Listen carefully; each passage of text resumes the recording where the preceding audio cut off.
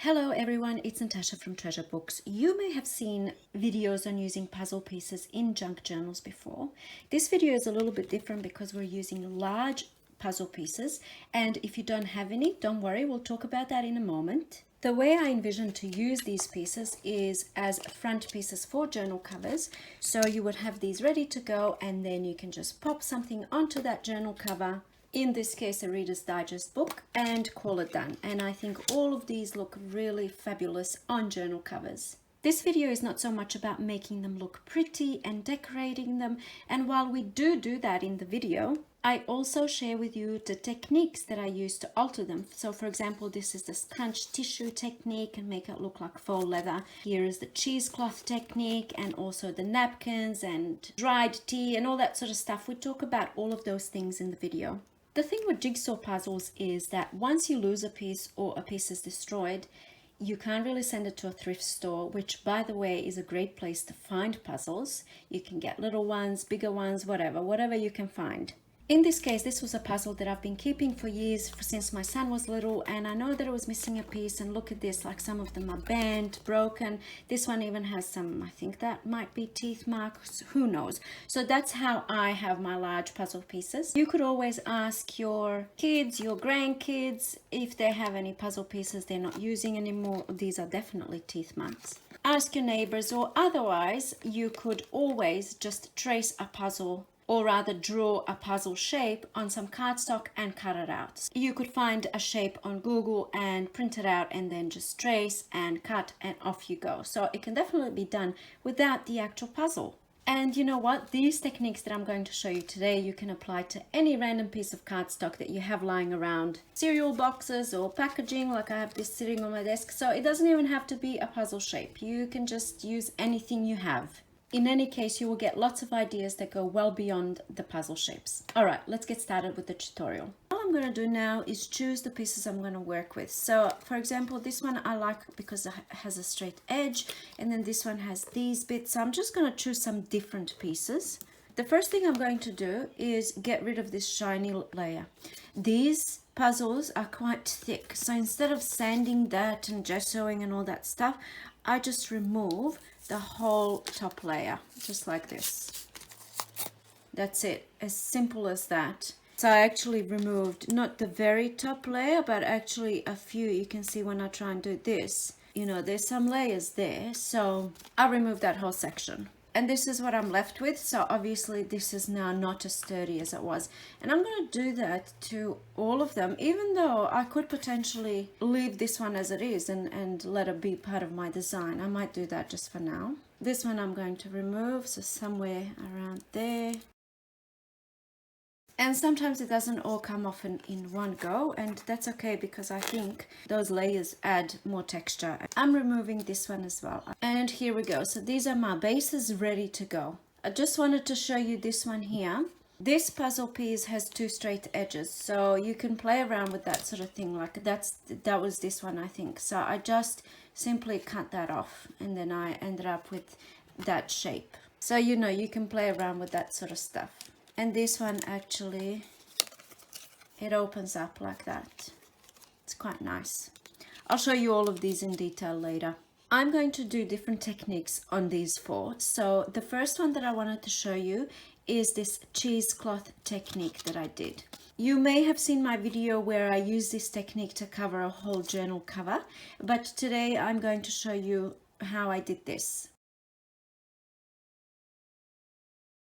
Okay, so here's my piece, and here's just a little bit of cheesecloth. You can get these at $2 shops and all sorts of other places, but this is where I got mine from. Put it over the top, and then over here I have some white glue that I mixed with water to make it runny.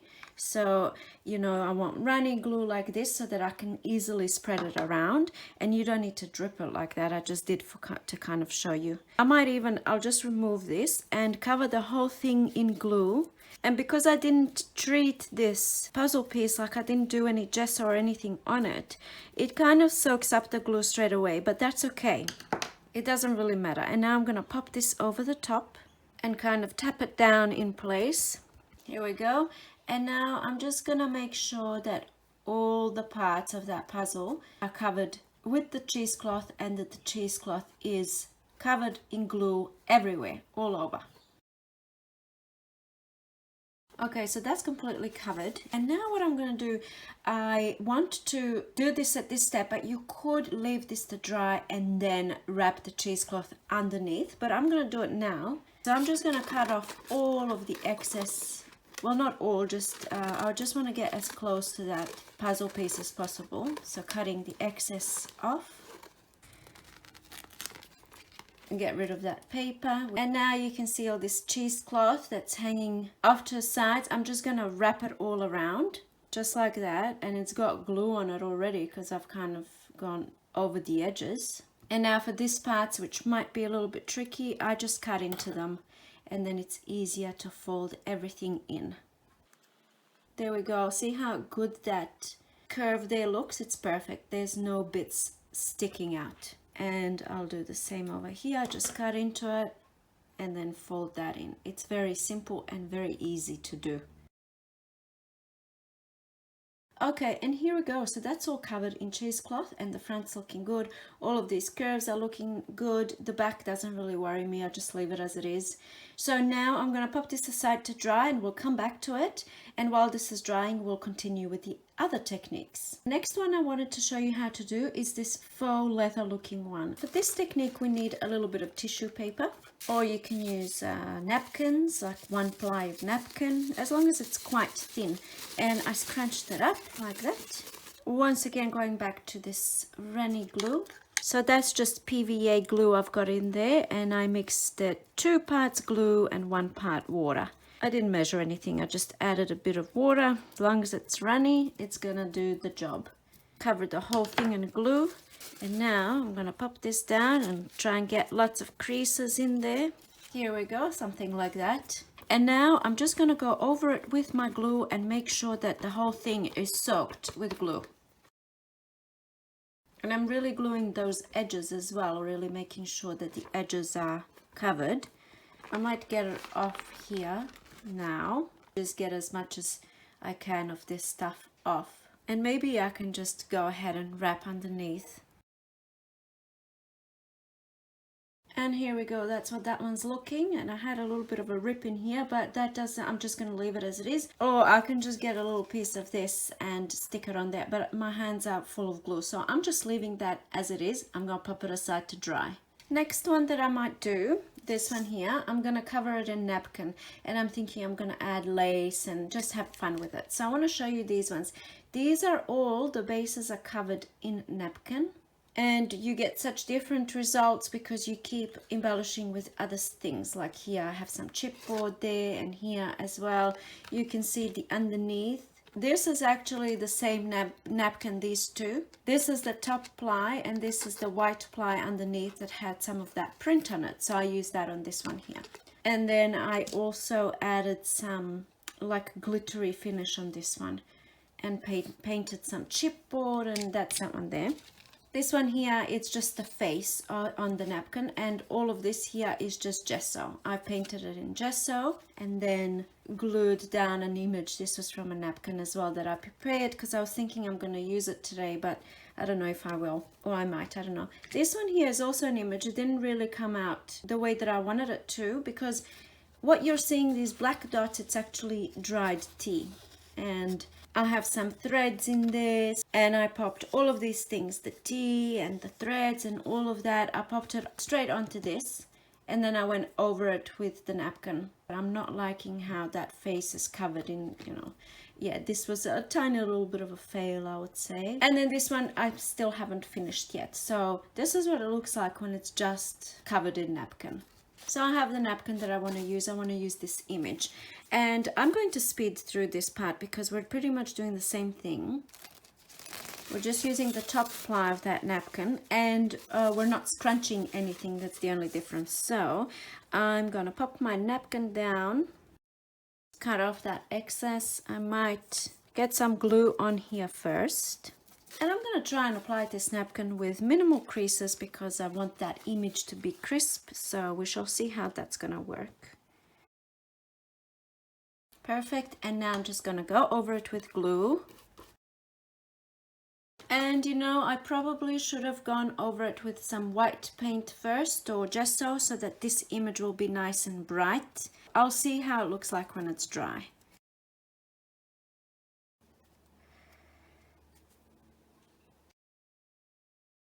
All right, here we go. So the edges are nice and neat. It's gonna go and dry. And now for this one here, what I was planning to do is play around with some paint. This one's already covered in gesso, so I'm gonna do something with that. I might actually use this image on that one there. And for this one, I was planning to do something like this. We'll see what happens. I went ahead and chose some paint I want to use. I'm not going to use all of these, but they were just sitting there. And I have this rose gold. I think I'm going to go with that one. I might put a little bit of this glitter paint, which I never really use, in there. I want to use it up. And maybe a little bit of gold. I'll mix it up and see what happens. I'm just having a play. So usually you would cover this with gesso first so that it has a base and it's not soaking up all of the paint, but I'm just going to go ahead and just paint.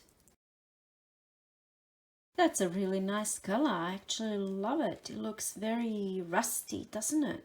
Making sure all of those edges are covered as well. And there we go. I'll leave it to dry. It's going to be dry real quick. So we'll be back for this one. This one here, like I said, is just gesso. And I'm thinking this image, I just want ripped edges. I don't want those straight lines. That looks good. And then once again, we're using this glue. And I'm just going to go right over the top and try not to get any or too many creases throughout the face. There we go. So quick and easy. And you probably saw my previous video on decoupaging napkins. So anyway, here it is. I'm going to leave it to dry and then go ahead and decorate it. So just so you sort of see what I've done over here, just pop some flowers and then I glued down these little bling pearl pieces and just a sticker that says love. I distressed the edges a little bit because of this white. You can see how different that looks. Okay, here are my pieces nice and dry, and now the fun part. So I'm going to start off with the cheesecloth. So I'm just going to paint the whole thing brown first, and then later I'm going to play around with adding some gold accents on there. And I want to cover all of the edges as well, which is why I've put gloves on. Otherwise I'll have paint all over my hands. Next one I'm going to do is this one here, and I might maybe mix this dark brown with a lighter brown or a gold. I'm just going to use a lighter brown and mix it up. You can play around with these colors. And here we go, just cover the whole thing. I'm thinking I want that a little bit darker. And here we go, that's what this one looks like. So I'm going to pop this one aside. I have a bit too much paint there, so I'm just going to paint another one while I'm at it. I'm not going to waste any paint. And there we go, another one painted. I might have enough paint for one more. Perfect. This is the part where it can get a little bit overwhelming because what do you put on them? And there's so many things that can go on. So I've chosen a few different things. I'm kind of checking, what do I think about this? Not too happy. Maybe a butterfly, you know. So I just pulled out a few things and I'm thinking what goes best on this one. Perhaps a sticker on a book page and then that glued on, you know. So I'm going to go ahead and decide what I'm going to do. I have some chipboard pieces as well. You know, that always looks amazing. So I'm just going to decide what I'm going to do and show you what I've done. So maybe something like this would look quite nice, or something like this. I would need to cut around that butterfly a bit more. I'm really drawn to these autumn leaves. It doesn't really look like it's going to work, but I'm going to try and see if I can do something with this. Okay, keeping it simple, this is what I decided to do. Use a bit of book page that I've sewn around and did a little bit of distressing. So it's going to be turned this way rather than this way. I'm going to glue that on and then glue these pieces on. Here's what I did. I just glued that book page down, glued the butterfly down. I popped down a sentiment here, moment in time. I wanted it to stand out, so I sewn around that as well. And now the last thing I think I'm going to do is just add some eyelets. It's just for looks. I could do maybe, I don't know, I could do so many different things, but I'm gonna go with eyelets. Here we go, eyelets added, and it's quite similar to the one that I've done over here. This is just a sticker that I used.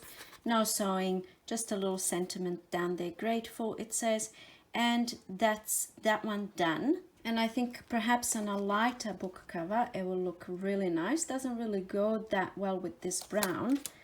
Maybe this one goes a little bit better, but I think they look really nice. Here's what I did on this one. So it must be an eyelet kind of day because I added eyelets on this one as well. And I also have some flowers, pink and white.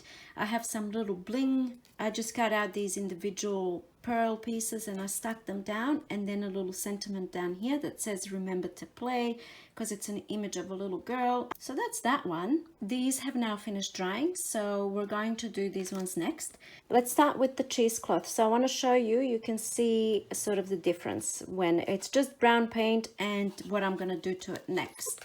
I'm going to go in with a little bit of gold because I think it looks beautiful gold on brown, but you can mix and match any color. So for example, if you had purple, perhaps a yellow over the top. So what I do is I get a little bit of gold on my brush, but bare minimum. Like I want to get most of it off because it's easier to add rather than take away. So really making sure most of that paint is off. And now let's see.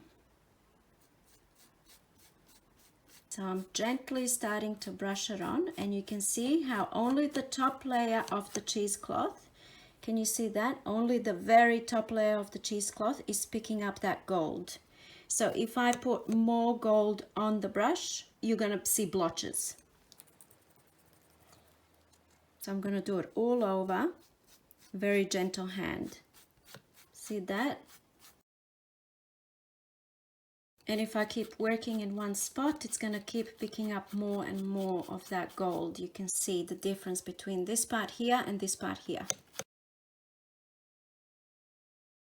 I can even go the other way and just keep adding until I'm happy. And also the less color that you have on your brush, the harder you can press. So now I'm kind of like pressing quite a bit into it, and it's not leaving any blotches. And that's kind of how it looks up close. You can keep going and you can add other colors, like on this one here. I've added gold on the edges, and you can't even see, you can barely see, but I added a little bit of rose gold throughout as well. So that started off with the brown color, and then I was just adding a little bit of that rose gold color that I used before. The point is you can just keep going until you're happy. It's really quite a simple technique, and I have a whole video on covering a book cover using this technique. I'll link the video down below. I just love this look so much. You can cover anything with this technique, and it's quite simple really, as you've just seen. I won't have time to embellish the one I've just done, but you can see what I've done with these two here. Here I have some gold spray that I did, just a little bit of gold spray on top, and I added a whole heap of beautiful flowers and this die cut that says, I'm sure you can read, love. And then here I just added flowers down the bottom and this book plate that says enjoy the journey. Now that I'm in the eyelet craze, I feel like I want to put eyelets on everything. Maybe an eyelet down here. But anyhow, that's what I've done with the cheesecloth ones. Next, let's have a look at this faux leather one. So this is the one that I've already done. And it doesn't really look like I did a lot to it, but I'm going to go ahead and add a little bit of gold over the top. I'm just trying to remember how I actually did this, and I can't remember. Sometimes I just go with whatever is calling to me in the moment. So let's see. I'm going to try and do the same thing and see how that works, but I'm worried if I start with the brush, it's going to leave brush strokes, but I won't know until I give it a go. Oh yeah, it's happening, you can see. I'll just do the whole thing the same way, see what happens. I think the secret is having pretty much no paint on the brush. It's looking quite nice. I might focus on the corners a little bit more, or the edges, and here we go. I think I like this even better than this. They're both nice, just different effects. I also have a tutorial and a full flip through of this journal that I did. I will link both videos down below, tutorial and the flip through. And basically I used the exact same technique, scrunching up the tissue paper, going over it with brown, but then I added other colors, orange, perhaps a little bit of white in there that I can see. It's looking very white in the video, but not in real life. But that's the kind of effect that I had. So each time you make something like this, you know, you can play around and try different things and see what works and what you like and what you don't like. So I would use this type of thing as a book plate. You can see here, this is handwritten journal, but if you have, you can print it on the computer and have a little frame, something like that. And I think it looks really, really beautiful on a cover. So I wouldn't go with putting on flowers and images and that sort of stuff. Just a little book plate in here. You know, maybe some eyelets. I mean, who knows? Whatever we put on there would look really nice, because that base, look at it, it's absolutely beautiful. I still have this one to do, so I'm thinking maybe something down here, down the bottom. Not too much, because it's already very busy. So I'll go and do that, and then I'll show you what I've done. Okay, here's what I did on this one. So just a little bit of lace down the bottom, and I put little bling pieces up there. And to be honest, I'm not entirely sure how I feel about this one. It's looking very symmetrical. And then I was thinking, how would this look if I pop this right there, because I put those little bling pieces in there as well. If I pop this in there, and it's kind of coming off of the whole thing, how does this look? I'm gonna paint it and see. And here we go, it is what it is, and I actually like it. And I think adding a little bit of asymmetry to a design always works quite well. I like how that looks. Ooh, look at this. All right, let me just quickly show you what I have so far. So this one, I just decoupage napkin. This is an image from a magazine, and I glued some bling spots around, and I sewn that chain on. You can see perhaps the sewing there, and that's that one. This one you have seen up close already. This one here you've also seen up close already. Just glued some flowers and some little bling spots, and I think all you need is a little sentiment, and that completes the project. Over here, like this one doesn't even have a sentiment. It has like a species sort of number, or specimen, not specimen number. And this again is napkin technique, and I actually went over it with some glitter paint, or it might have been Mod Podge that has some glitter in it. And these are also chipboard pieces that I've painted over. Then this one here you have seen. This one here I've just done. This is the cheesecloth one, and these flowers here have a tutorial. They are Hawaiian lei flowers, and I spray painted them and then made, you know, you can see underneath. Can you see the original color? No, a little bit of, they're like bright pinks and yellows, and so they've just been spray painted. I'll link that tutorial down below. This one we've done today, can't fit them all in. Perhaps instead of eyelets, you could use some brads. See here at the back. I don't worry about the back because I'm planning to stick these on covers. This is just another chipboard piece. You could cut out words from magazines, distress the edges, put it behind a book page or over the book page. And this here is a napkin, and I don't know if you can see, I'll show you up close, but underneath that napkin I've got dried tea underneath there. So it's actually, when you feel it, it's very bumpy and texturized. So it's just dry tea from tea bags. That's all that is. And then this one here flips open. I showed you that I think at the beginning, but anyway, so imagine this is on a book cover, and then you open it up, and that's that one. So the ribbon on the back of this one is glued on, so it's not actually going anywhere. And then imagine if you did a cheesecloth cover, it would look something like that. I'm not too excited about that one. I guess for this cheesecloth cover, look at this, stunning.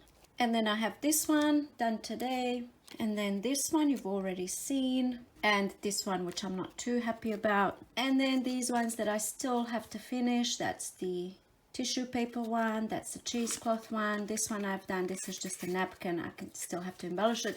And these are the three that I just painted because I have leftover paint, so I can have fun with those. And because the possibilities are endless, we can really go into oblivion with this type of thing, and we can just keep creating. And I have all of these still left to do, all from the one puzzle, and it was missing that one piece, and instead of it going into the recycle bin, they're going to become these beautiful little pieces of art. I hope you enjoyed this video. Please let me know which out of these is your favorite or favorite technique. Thank you so much for watching, and I'll see you in my next video. Bye!